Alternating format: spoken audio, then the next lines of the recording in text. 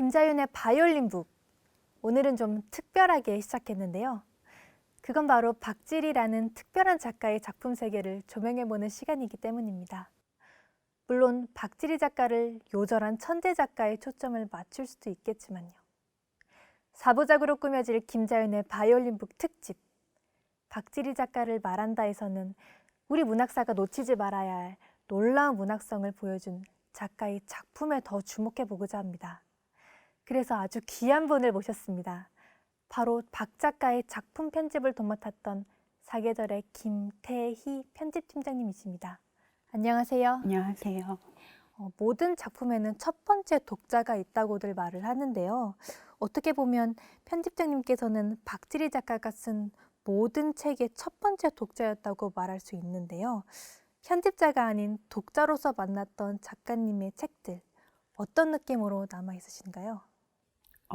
제가 처음 박지리 작가 작품을 본 거는 사계절 문학상 응모작으로 먼저 접했었는데요.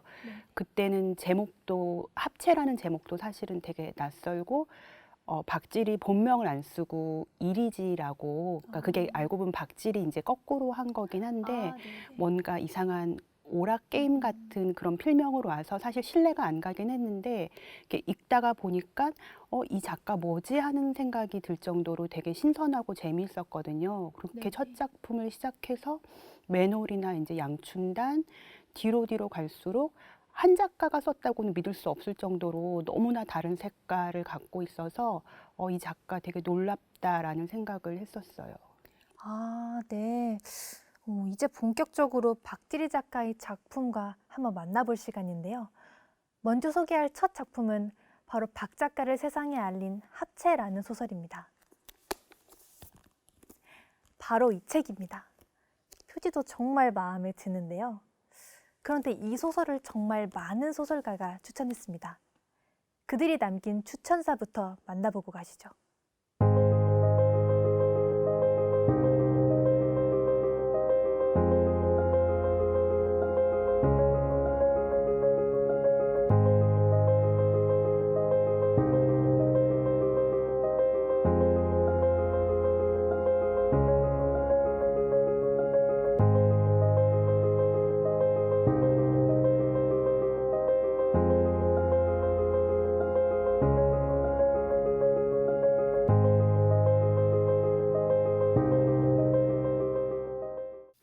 저는 추천사 중에서 작가의 이야기 속에 금세 빨려 들어간다. 왜? 재미있으니까. 라는 박상률 소설가의 추천사가 가장 마음에 드는데요. 그만큼 저도 재미있게 읽었고요. 사실 이 소설 합체는 난쟁이 아버지를 둔 탓에 엄청나게 키가 작은 고등학생 쌍둥이 형제 합과 채가 만들어가는 일종의 성장 일기라고도 볼 수 있잖아요.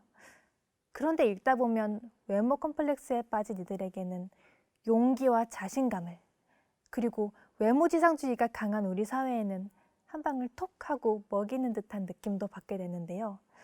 실제 박지리 작가도 이 부분을 염두에 두셨을까요? 글쎄, 그거는 박지리 작가가 직접 말을 안 해서 잘 모르긴 하는데 2010년도에 그때 어느 한 대학생이 키 작으면 루저라고 그런 발언을 해서 되게 화제가 됐었는데, 어쨌든 합체 같은 경우는 그런 루저들의 이야기이거든요. 그리고 박지리 작가가 난소공이랑 체게바라를 너무나 자연스럽게 끌어들어와서 체게바라가 말하는 혁명 자체를 뭐 키 작은 놈은 키가 커지고 뭐 잘생긴 놈은 못생겨지고 어쨌든 기존의 상식을 뒤엎는 것이 혁명이다라는 식으로 굉장히 쉽고 직관적으로 설명을 했는데, 그런 것들이 독자들한테는 되게 독자들에게 잘 다가가지 않았을까 싶고요. 사실 외모는 지금 현재는 다들 이제 뭐 얼평 금지 이런 시대긴 하지만, 특히나 청소년기에 자기 스스로 자기 얼굴이나 이제 외모에 대해서 한 번쯤은 누구나 다 고민을 해봤을 거라고 생각을 하는데요. 합체 같은 경우가 그런 것들을 되게 좀 긍정적으로 잘 잡아주고, 거기서 합체의 아버지로 나오는 그 난쟁이 아버지가 그 좋은 공의 조건 이렇게 말을 하면서 각자 자기가 인생에서 자기한테 맞는 좋은 공을 찾길 바란다라는 것이 독자들한테 크게 다가갈 거라고 생각합니다. 네, 말씀 정말 잘 들었습니다. 근데 읽다 보면 작가가 소설을 통해 전하고 싶어 하는 메시지가 드러나는데요. 그 중 하나는 바로 난쟁이 아버지가 합과 채에게 주는 말이죠.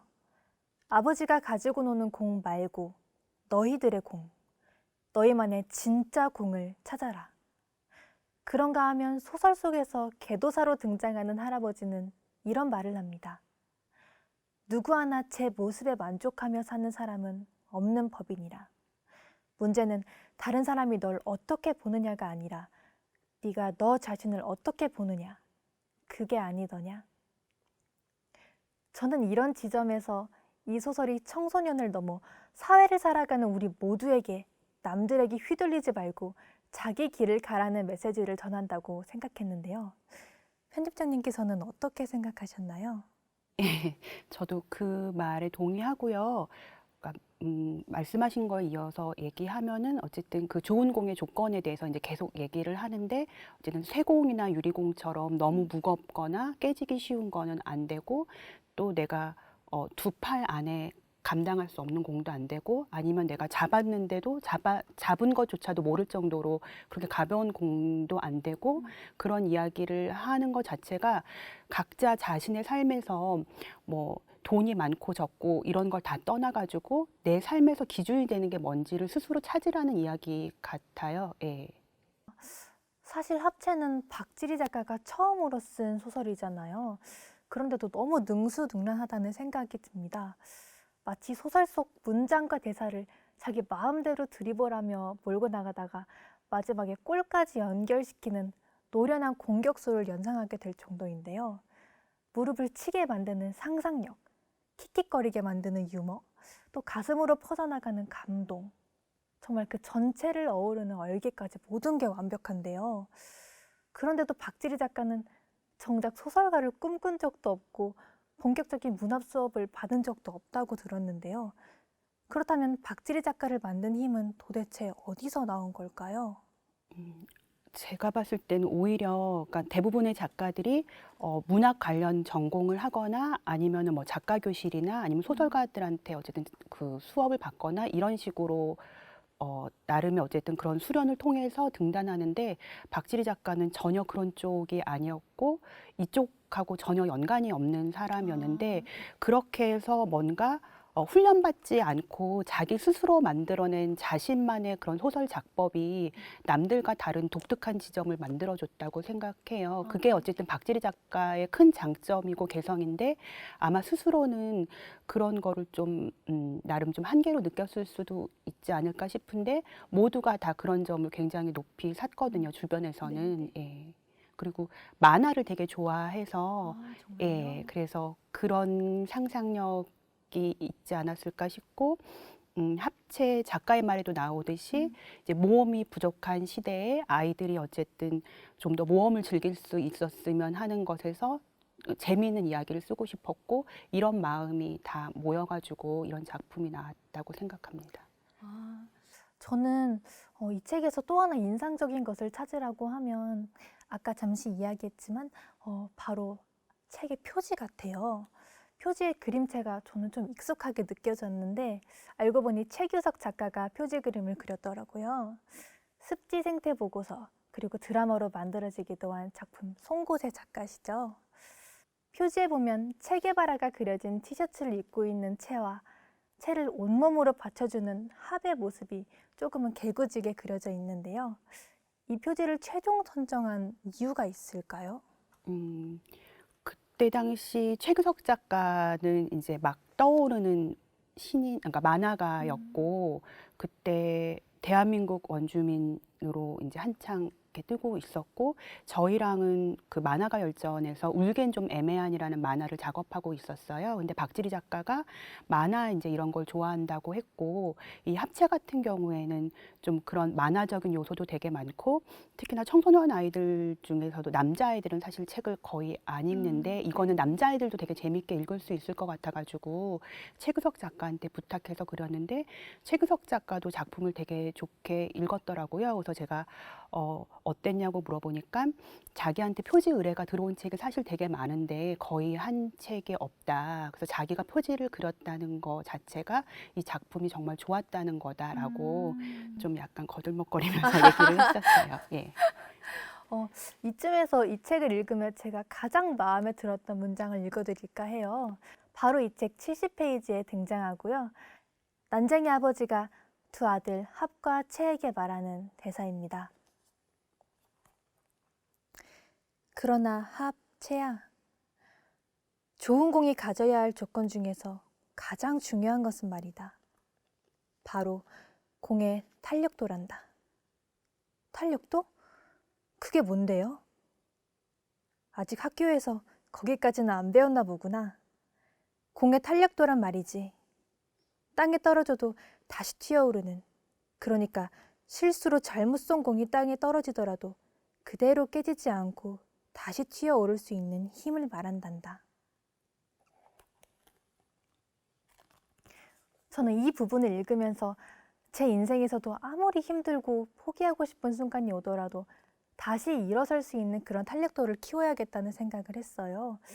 혹시 우리 편집자님은 이 대사를 들으시면서 어떤 생각이 들으셨는지 궁금합니다.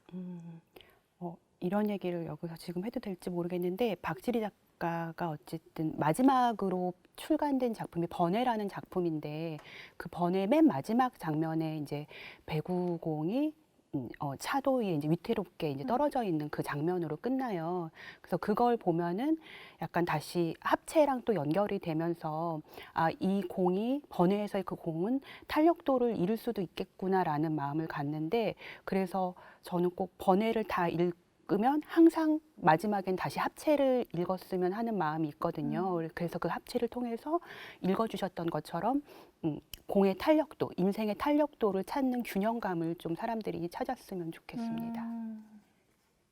완벽하고 싶은 마음을 결코 따라가 두지 못한다는 게 우리가 처한 현실이라고 저는 생각을 하는데요.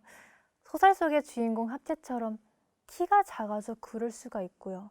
또 누군가는 외모가 마음에 들지 않아서 그럴 수가 있고, 또 누군가는 돈이 없어서, 또는 누군가를 의지할 사람이 없어서 그럴 수 있겠다고 생각이 듭니다. 아마도 그런 현실을 이겨내는 힘, 어쩌면 그 힘은 밖이 아닌 우리 안에 있지 않을까 하는 생각이 드는데요. 키 작은 쌍둥이 합과 채가 성장통을 이겨내고 하늘 높이 날아오른 것처럼요. 그런 의미에서 박지리 작가의 소설 합체 꼭 읽어보시고요. 마음 안의 탄력도를 높이셨으면 좋겠네요.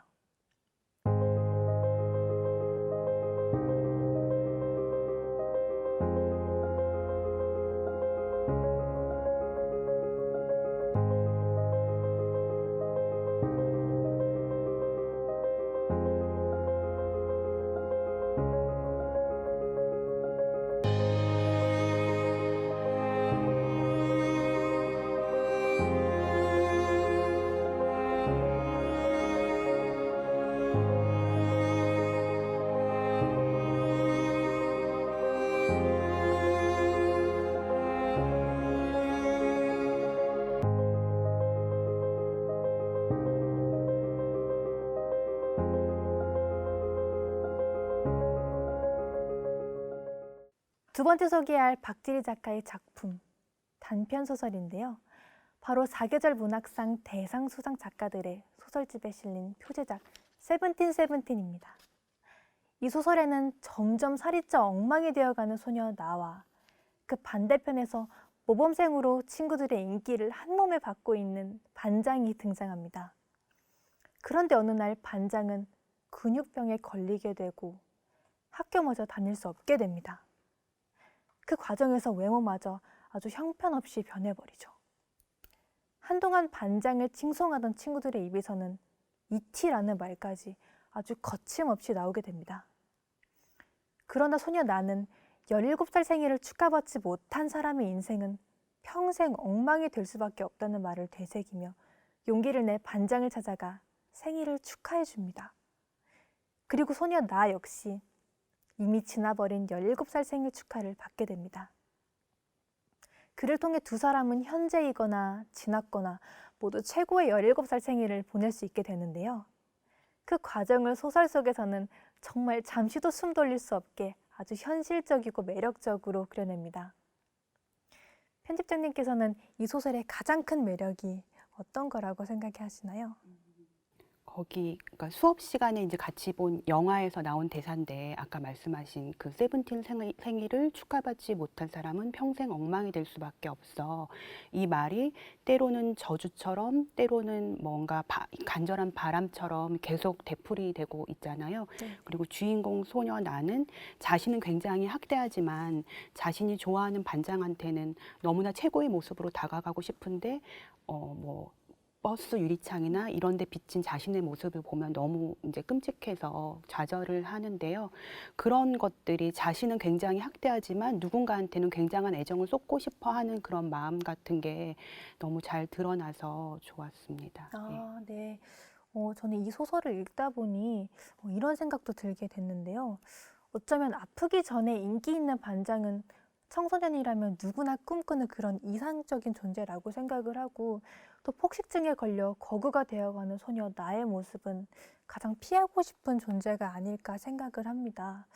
그런데 반장이 병에 걸린 후에 정말 공교롭게도 두 사람은 서로의 생일 축하라는 행위를 통해 다시 빛날 수 있는 힘을 얻게 되는데요. 그런 점에서 우리가 살아가는 운명은 언제든지 바뀔 수가 있고, 또 그것이 결코 마지막이 아니라는 희망을 전해준다는 생각이 들거든요. 어쩌면 이런 부분이 작가가 청소년들에게 보내는 어떤 응원의 메시지가 아닐까 하는 생각이 드는데요. 편집장님께서는 이 부분에 대해서 어떻게 보시나요? 박지리 작가가 뭐 청소년 소설도 쓰고 일반 소설도 쓰고 여러 작품을 썼지만 항상 어쨌든 청소년기 특히나 이제 17살에 이제 꽂혀 있었던 거는 여러 작품에서 나타나는 것 같고요. 그리고 이게 나왔을 때가 세월호 참사 생기고 그 다음에여가지고 특히나 더 이제 그 청소년에 대한 그런 마음이 더 간절했을 거라고 생각합니다. 이 책의 39페이지에는 박지리 작가가 적어둔 글이 나옵니다. 특히 청소년들에게 이 부분을 읽어봤으면 하는 생각이 드는 글인데요. 두 개의 다른 물질이 충돌하면 둘 다 부서지거나 한쪽이 다른 쪽을 일방적으로 흡수하던가 아니면 서로가 서로를 빛내주던가 하는 작용이 발생할 텐데, 아직 세븐틴이니까 서로가 서로를 빛내줄 수 있는 가능성이 많지 않을까 하는 생각으로 쓴 이야기이다. 더불어 한참 전에 세븐틴을 지난 사람들도 여전히 마음속 어느 부분은 세븐틴이지 않을까 하는 생각 혹은 바람으로. 왠지 이 부분을 읽으며 세븐틴, 저의 17살도 돌아보게 되는데요. 그러고 보면 여전히 제게도 17살의 어느 부분은 그대로 남아있다는 생각이 들게 됩니다. 아마 또 편집자님은 누구보다 먼저 이 부분을 보셨을 것 같은데 혹시 어떤 생각이 드셨나요? 뭐 다들 그럴 테지만 어쨌든 우리 삶을 결정하는 가장 중요한 나이가 청소년 시기인데 네네. 그 시기에 나만 혼자 슬프고 괴로운 것도 아니듯이 또 나 혼자만 너무 잘나고 행복해서도 이게 이렇게 조화가 이루어지지 않는다 뭐 이런 생각이 들었어요. 그래서 네네. 박지리 작가가 작품에서도 뭔가 아주 작은 별 하나가 뭐 오염된 내 몸속에 들어와서 이게 뭐 이렇게 정화시킨다 약간 그런 식으로 표현한 게 있는데 모두의 마음속에 그런 작은 별 하나가 잘 찾아보면 있지 않을까 그런 생각이 들었습니다. 아, 네. 박지리 작가가 남겨놓은 이 소설의 마지막 부분을 빌려 설명을 해본다면, 이 소설 세븐틴은 겉으로는 아닌 척해도 속으로는 여전히 다정한 위로를 받길 원하는 우리 모두를 위한 작품이 아닐까라는 생각이 들었습니다. 지금까지 함께 해주신 사계절의 김태희 편집팀장님 너무너무 감사드리고요. 4부작으로 꾸며질 김자연의 바이올린북 특집, 박지리 작가를 말한다. 다음 시간도 많이 많이 기대해 주세요.